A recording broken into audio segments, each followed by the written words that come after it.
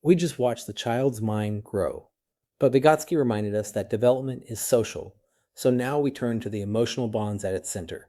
The story begins with a famous and heartbreaking set of experiments by Harry Harlow. Harlow raised infant monkeys with two artificial substitute mothers, one made of bare wire that dispensed milk, and one made of soft cloth that gave no food at all. If comfort were just about feeding, the babies should have preferred the wire mother.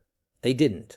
They clung to the soft cloth mother almost constantly, running to her when frightened, venturing out to explore only with her as a safe base.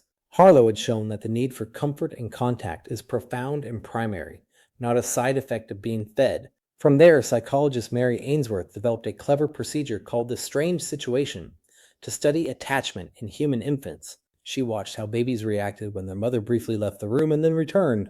From their responses, she identified distinct attachment styles. Securely attached infants used the mother as a safe base, were upset when she left, and were comforted when she came back. Insecurely attached infants showed different patterns, some avoidant, ignoring the mother, some anxious, distressed, and hard to soothe. Secure attachment tends to grow from caregiving that's warm and responsive, and it lays a foundation for trust and healthy relationships later in life.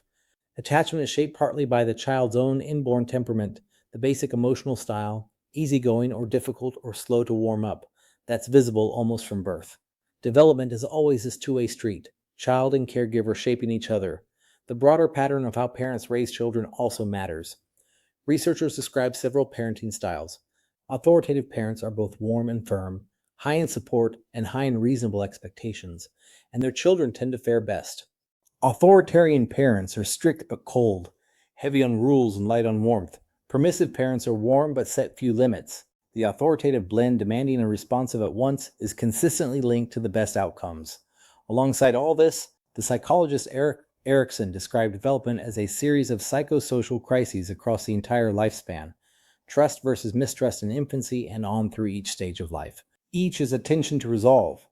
In the next segment, we reach the stage Erikson is most famous for, the storm and search of adolescence.